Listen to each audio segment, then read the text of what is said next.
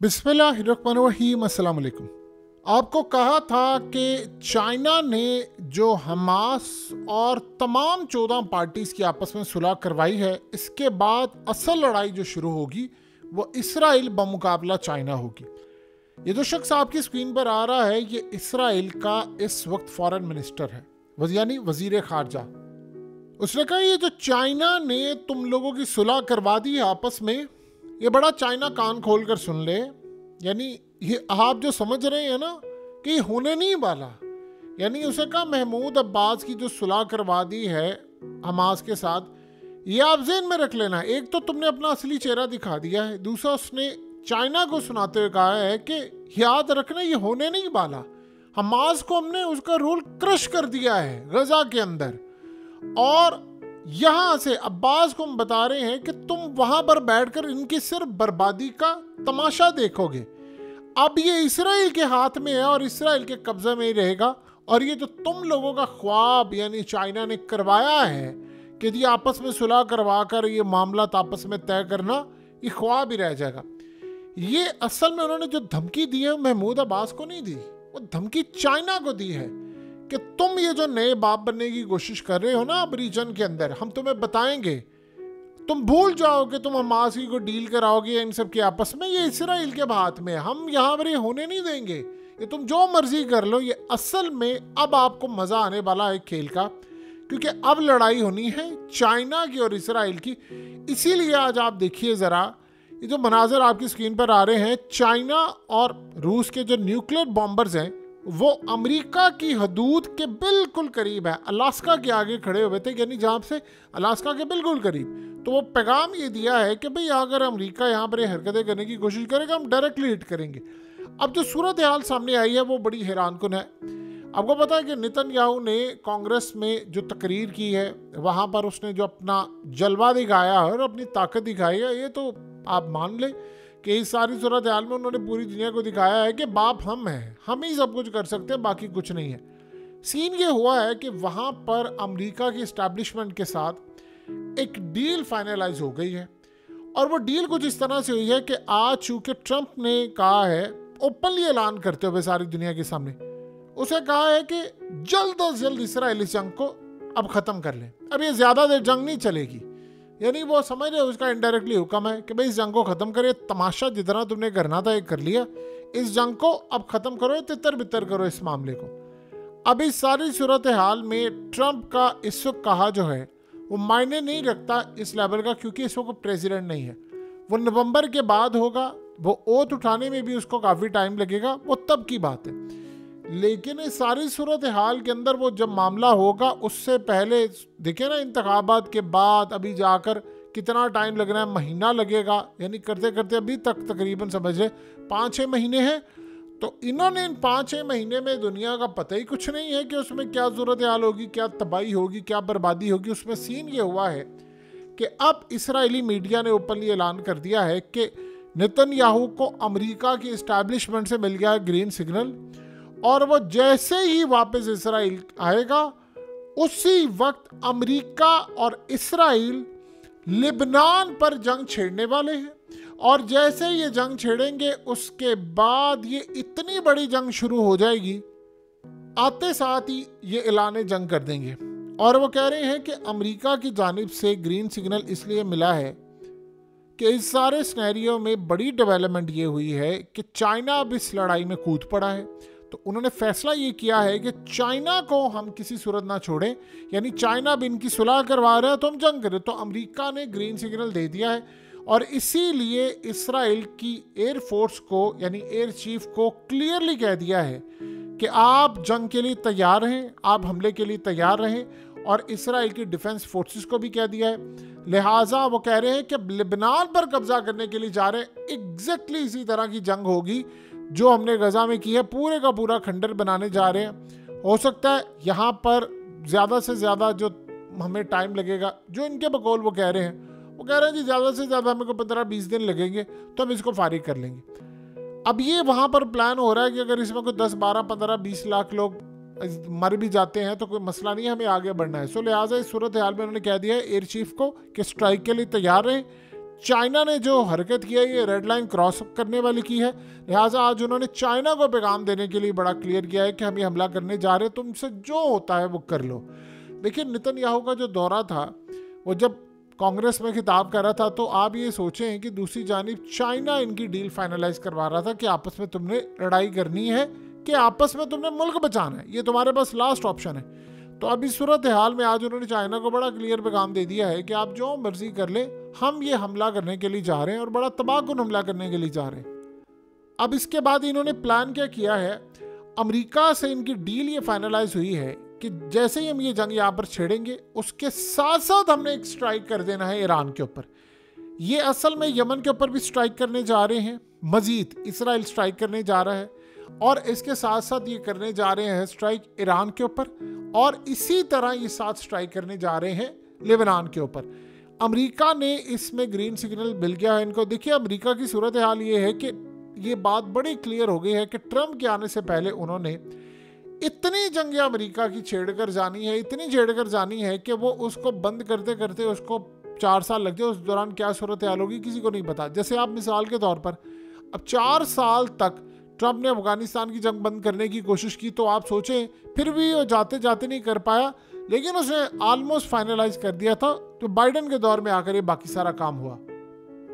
सो ये totally war की तरफ जा रहे हैं, ये किसी सूरत पीछे नहीं हटेंगे और ये जंग बड़ी खतरनाक शुरू करने जा रहे हैं। एक तो सिनेरियो ये हो गया, दूसरा नेतन्याहू ने ये बात कह दी है बाइडेन को। अब ये भी अजीब बात है कि बाइडेन असली वाला है नकली वाला है, वो कौन से वाला। बहरहाल उसने बाइडेन को ये बात कह दी है कि आपका शुक्रिया जो आपने सपोर्ट की और सारा कुछ किया है। लिहाजा अब इस सारी सूरत हाल में हम बड़े क्लियर हैं कि हम आपको कुछ पैगाम देना चाहते हैं।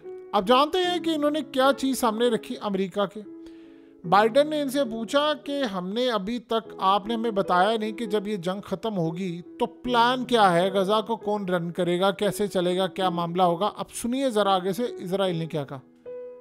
उसने कहा जब जंग बंद होगी तब की बात है, फ़िलहाल अभी ऐसा कोई सिनेरियो नज़र नहीं आ रहा दूर दूर तक, और हमने अपने सारे अहदाफ पूरे करने हैं, फिर उसके बाद हम आपसे प्लान शेयर करेंगे। इसका मतलब जानते हैं क्या? उसका मतलब ये है कि अमेरिका असल में कह रहा था कि जंग बंद होगी तो बताओ क्या करेंगे, वहाँ पर हमास की हुकूमत होगी, आगे करोगे, कंस्ट्रक्शन कौन करेगा। तो उन्होंने कहा हमने अपने सारे गोल्स पहले पूरे करने हैं, फिर इस जंग की बंदी की तरफ आएंगे। और आप जानते हैं वो गोल्स कौन से हैं उनके? वो गोल्स हैं कि यहाँ से हम शुरू होंगे, शाम, लेबनान, तुर्की, और हम आगे बढ़ते जाएंगे बढ़ते जाएंगे बढ़ते जाएंगे, और जब तक हम अचीव नहीं कर लेते तब तक कापी पेंसिल आप अपनी जेब में ही रखें। कोई नक्शा नहीं है, कोई आपको हम चीज़ नहीं देंगे, ना ही कोई जंग बंद होने जा रही है। अभी तक 2 अरब मुसलमानों के होश नहीं है, उनका दिमाग अभी ठिकाने नहीं है। वेस्ट बैंक में इस वक्त जो हालात जा रहे हैं, गजा से निकलकर वहाँ पर शुरू हो गए हैं, और ये लास्ट फाइट है, ये बिल्कुल लास्ट है। चाइना ने जो सुलह करवाई, अब असल में कहानी क्या होने वाली है। सीन ये हो रहा है कि इसराइल ने ग्रीन सिग्नल ले लिया अमेरिका से। अब वो गुजारिश ये कर रहा है इसराइल अमेरिका से कि तुम लोग चाइना पर पाबंदी आयद करो, चाइना पर पाबंदियां लगानी शुरू करो। अब जाहिर सी बात है जब आप चाइना पर पाबंदियां लगाएंगे तो पलट कर वो भी वार करेगा, और जब वो पाबंदियां लगाएगा तो दुनिया में सबसे पहले छिड़ जाएगी एक मुआशी जंग। और मुआशी जंग में देखिए एक बात आप ज़हन में रख लें, पाकिस्तान अपनी पोजीशन बड़ी क्लियर कर ले। ये मुस्तकबिल करीब के अंदर ये सूरत हाल होने वाली है कि जहाँ पर आप या अमेरिका के साथ होंगे या चाइना के साथ होंगे। तो ये अब हालात बिल्कुल करीब आ गए हैं, मुआशी जंग होने वाली है चाइना की और इसकी। अब ये कह रहे हैं कि आप चाइना के ऊपर लगाएं पाबंदियां, चाइना पर आप पाबंदियां लगाएं, और हमें आप बताएं कि चाइना को अब काउंटर कैसे करना है, क्योंकि चाइना ही है जो ईरान को सपोर्ट कर रहा है और ये इस वक्त हमास इन सबको कर रहा है। अब चाइना असल में खुलकर खेलना शुरू हो गया। जैसे मिसाल के तौर पर अब रूस के साथ मिलकर अपना न्यूक्लियर बॉम्बर जो है वो अलास्का वाली साइड पर ले गए हैं। तो नेक्स्ट उनका जो सिनेरियो ये है कि उन्होंने ईरान को बैक करना है, ईरान को करने जा रहे हैं स्ट्राइक, इन्होंने यमन को भी करना है। तो लिहाजा अब चाइना चाह रहा है कि हम इनको ऐसी टेक्नोलॉजी दे दें कि स्ट्राइक को नाकाम बनाएं। सो इस सारी सिनेरियो के अंदर अब आहिस्ता आहिस्ता आपको एक चीज़ बड़ी क्लियरली नज़र आएगी। जैसे चाइना ने इन सब की डील फाइनलाइज करवाई, इनके मामला तय करवाए, इनके सिग्नेचर करवाए। अब वो असल में अगला मरहला ये होगा कि चाइना सपोर्ट करना चाहता है हथियारों के थ्रू, टेक्नोलॉजी के थ्रू, क्योंकि अमेरिका अब खुलकर खेल है तो चाइना भी अब खुलकर, उसको पता है कि बदले में इन्होंने लगानी है पाबंदियाँ। देखिए, चाइना पर आप पाबंदियां लगाएंगे और उसके बदले में वो पाबंदियां लगाएगा, आप पूरी दुनिया का निज़ाम धर्म भरम कर देंगे। मिडिल ईस्ट की कंट्रीज ने, चाहे वो सऊदी अरब हो या कोई और हो, उन्होंने अमेरिका के साथ नहीं खड़े होना, उन्होंने इसराइल के साथ भी खड़े नहीं होना, क्योंकि इसराइल ने उन ममालिक के खिलाफ भी प्लान बनाया है कि यहाँ से मैं फारिग हो जाऊँ तो वहाँ पर जाऊँ। अब नेतन्याहू ने, जब आप जानते हैं कि कांग्रेस में खड़े होकर तकरीर किया, उसने बड़ा इनडायरेक्टली और डायरेक्टली इंडिकेट करके कहा है कि जिन ममालिक ने हमें तस्लीम किया है और जिसने नहीं तस्लीम किया है वो हमारे साथ ज्वाइन करे, जैसे नेटो मिडिल ईस्ट की एक बना ले और हम सारे मिलकर स्ट्राइक करें ईरान के ऊपर। ये असल में जो कहानी हुई है वो ये है कि ये ग्रीन सिग्नल लेकर आया है ईरान पर हमले के लिए, यमन पर हमले के लिए। ये असल में वहाँ पर जाकर अमेरिका कन्विंस नहीं हो पा रहा था यहाँ पर बैठ कर के हम आएंगे। अब वो अमेरिका बाकायदा इस जंग में कूदने जा रहा है और चाइना की वजह से कन्विंस करने में इसराइल कामयाब हो गया है उनको कि हम ये स्ट्राइक करने जा रहे हैं। नेतन्याहू ने जैसे ही वापस आना है, आप देखेंगे इन्होंने जंग शुरू कर देनी है लेबनान के साथ।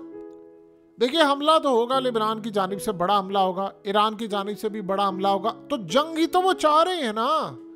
देखिए, ऐसी सूरत हाल कहना कि इसराइल के ऊपर हमला होगा और उसके बाद इसराइल चुप करके बैठेगा, इसराइल जवाब देगा, उसके बाद ये लोग जवाब देंगे, तो ये लड़ाई भरपूर होगी।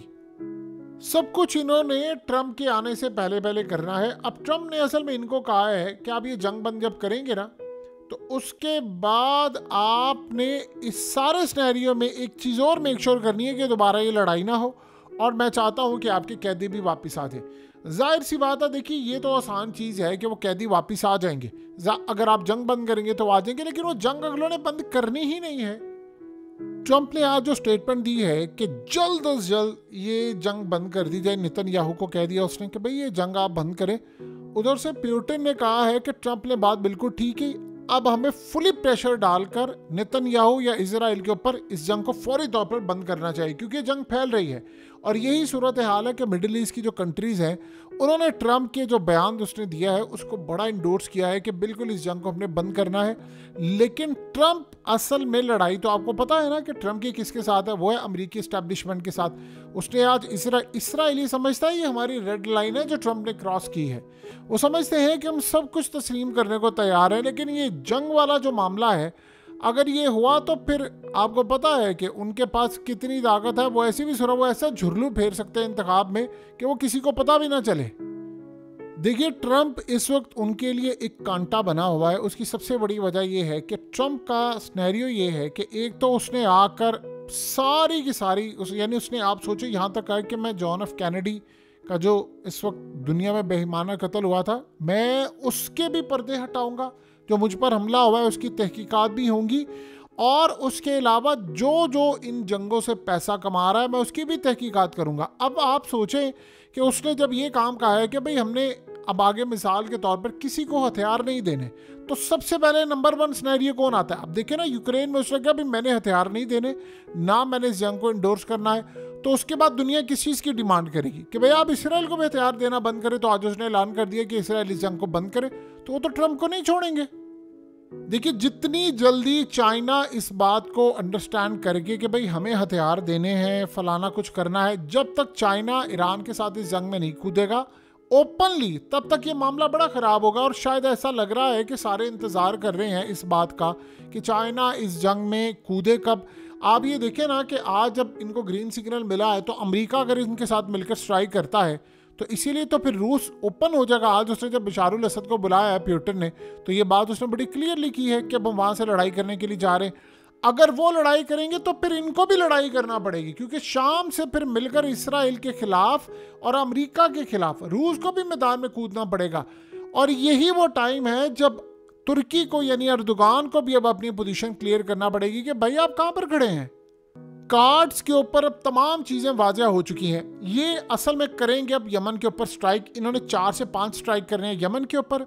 यमन ने आज कहा है कि हम जिबूती को उड़ाएंगे, जहां पर इटालियन उनकी मिलिट्री बेस है, और अमेरिका की है, वहां पर उन्हें हमला करना है।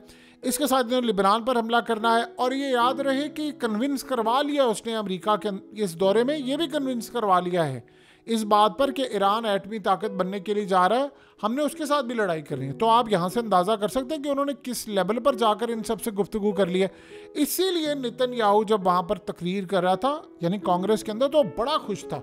उसको पता था, एक तो उसने दुनिया को ताकत अपनी दिखा दी कि देखो ये सारे कैसे नौकरों की तरह खड़े हुए हैं और तालियां मार रहे हैं। आप ये सोचिए कि वो तकरीर करता है 4-5 मिनट की, सारे खड़े होकर स्टैंडिंग ओवेशन उसको दे रहे हैं जैसे वो ट्रॉफी जीत कर आया है या वो जैसे पूरी दुनिया को फतह करके आया है। सो एक तो उसने अपनी ताकत दिखा ली। अब दूसरा, चाइना वाले मामले पर चाइना को भी धमकी दे दी और वापस आकर इस सबको इस जंग में अब नए सिरे से शुरुआत करवाने जा रहे हैं।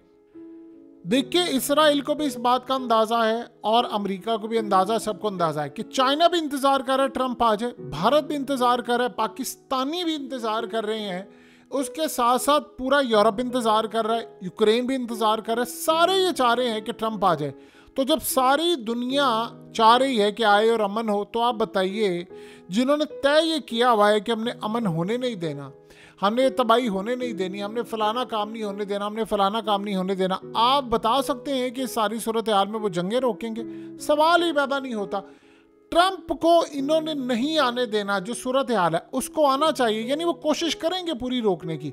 और या फिर उनका प्लान ये है कि अगर वो आ भी जाता है तो इतनी जंगें बिखेर दें, इतनी बिखेर दें कि उसको मौका ही ना मिल सके कि वो रोके। फिर वही सूरत हाल हो जाएगी, ट्रंप कहेगा तो इस्टेब्लिशमेंट नहीं मानेगी, वो नहीं मानेगा तो ये नहीं करेंगे। तो दुनिया के हर घटिया मुल्क के अंदर यही होता है कि इस्टेब्लिशमेंट बाप बन के नाच रहे होते हैं, ना इनको कोई इलेक्ट करता ना कुछ करता है, और यही पूरी दुनिया के अंदर बैठकर इनका धंधा चलता है।